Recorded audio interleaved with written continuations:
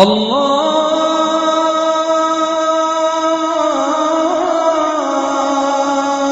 আকবার, আল্লাহু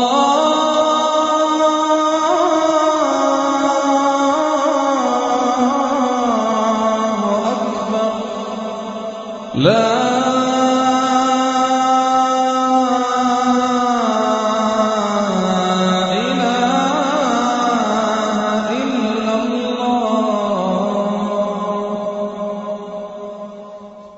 অনেকে বিশ্বের চলমান পরিস্থিতিকে কিয়ামতের সন্নিকটে বলে আখ্যায়িত করেন। আসলে কি তাই? কিয়ামত হওয়ার জন্য অবশিষ্ট সকল আলামতসমূহ জানতে চাই। গুরুত্বপূর্ণ প্রশ্ন। কিয়ামত নিকটে, এটি কোরআনে কারীম বহু আগেই ঘোষণা দিয়ে দিয়েছে। আল্লাহ সুবহানাহু ওয়া তাআলা বলেছেন, ইকতারাবাতিস সাআতু ওয়ানশাক্কাল কামার। এই যে কিয়ামত নিকটবর্তী হওয়ার কথা, এটা আল্লাহ তাআলা কোরআনে জানিয়ে দিয়েছেন আরো 1450 বছর প্রায় আগে।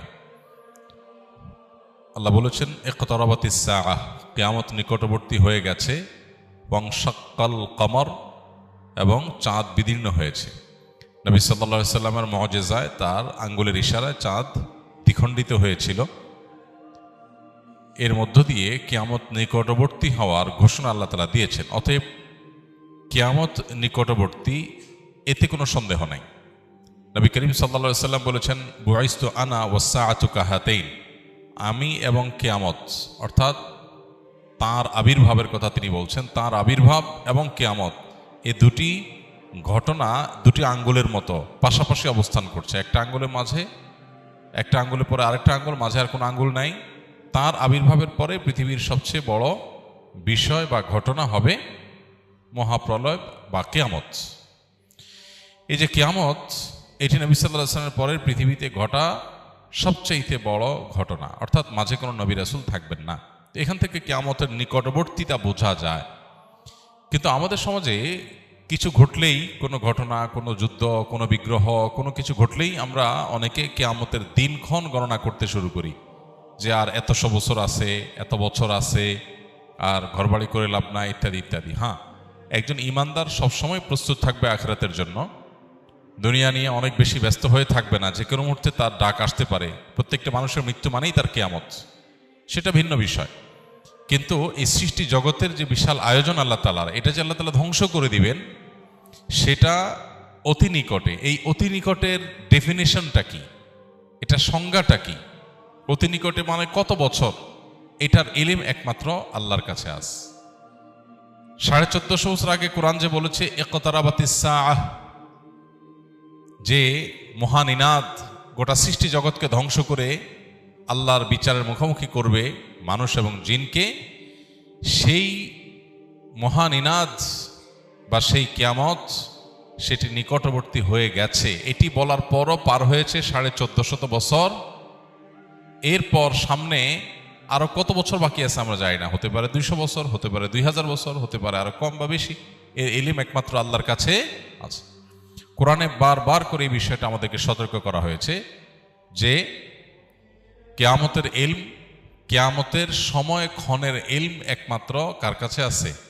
আল্লাহ রাব্বুল আলামিনের কাছে। খোদ নবী সাল্লাল্লাহু আলাইহি সাল্লামকে যখন জিজ্ঞাসা করা হয়েছিল কিয়ামত কবে হবে, তিনি উত্তরে বলেছেন, মাল মাসউলু বিহা বিআলামা মিনাস সাইল। যাকে জিজ্ঞাসা করা হয়েছে তিনি প্রশ্নকর্তার চাইতে বেশি জানেন না। অর্থাৎ ঠিক কবে হবে এই দিনক্ষণ আমরা কেউই আসলে জানি না। এটা জানেন কে?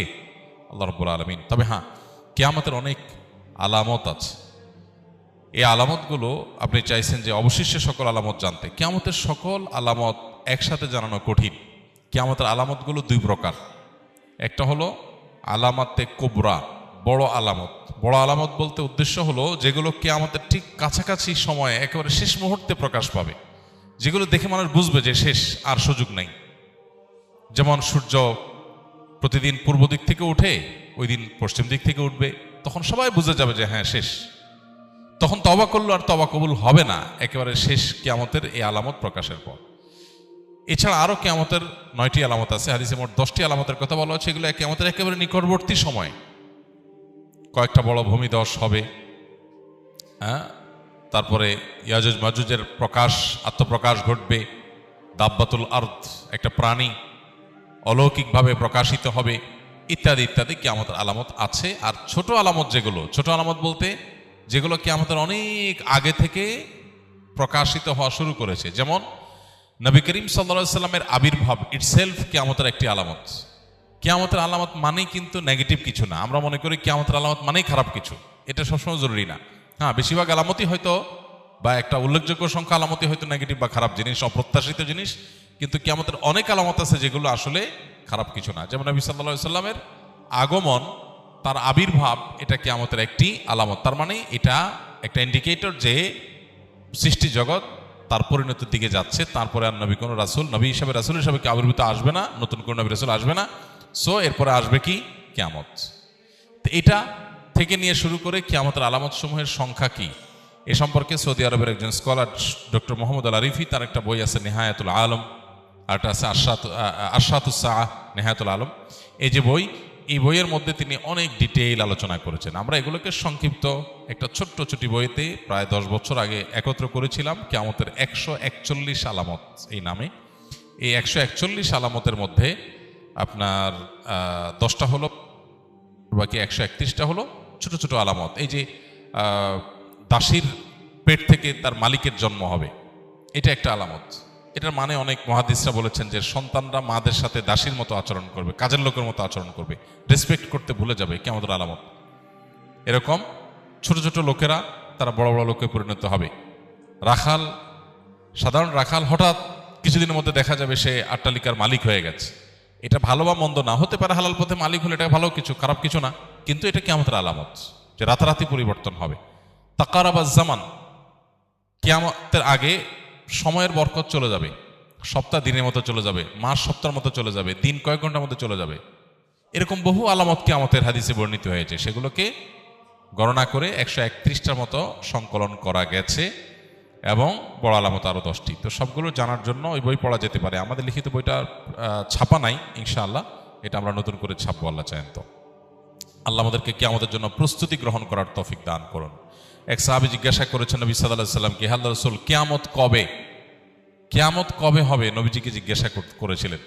নবীজি সাল্লাল্লাহু আলাইহি সাল্লাম সেই সাহাবীকে বলেছেন, মাযা আদাত্তা লাহা, কিয়ামত কবে হবে এই প্রশ্ন যে তুমি করেছো, কিয়ামতের জন্য তোমার প্রিপারেশনটা কি, প্রস্তুতিটা বলো আমাকে, কিয়ামতের প্রস্তুতিটা কি? তখন সাহাবী নবী সাল্লাল্লাহু আলাইহি সাল্লামকে বলেছেন, হে আল্লাহর রাসূল, আমার আসলে তেমন কোনো প্রস্তুতি নেই, তবে আমার একটা প্রিপারেশন আছে, সেটা হলো যে আমি আপনাকে ভালোবাসি। নবী সাল্লাল্লাহু আলাইহি সাল্লাম বলেছেন, আলমার ও মা'মান আহাব ইন্নাকা মা'মান আহবাবত, তুমি যাকে ভালোবাসো তার সঙ্গে তোমার কিয়ামত হবে, তার সঙ্গে তুমি থাকবে। এই জন্য কিয়ামতের সময়ক্ষণ ঠিক কবে হবে এটা অনুসন্ধানের চাইতে গুরুত্বপূর্ণ হলো, বা এটা অনুসন্ধান করে আসলে ঠিক এক্সাক্ট সময় আমরা বের করতে কেউ কোনোদিন পারবোই না। আলামতগুলো প্রকাশিত হচ্ছে একের পর এক, সময় ঘনিয়ে আসছে, যে কোনো মুহূর্তে আমার মৃত্যুর মাধ্যমে আমার ব্যক্তিগত কিয়ামত শুরু হবে, আমার নিজের কিয়ামত শুরু হয়ে যাবে। ইদা মাতাল ইনসান ফাকাদ কামাত কিয়ামাতুহু, মানুষ মারা গেলে ওইটা তার একজনের কিয়ামত।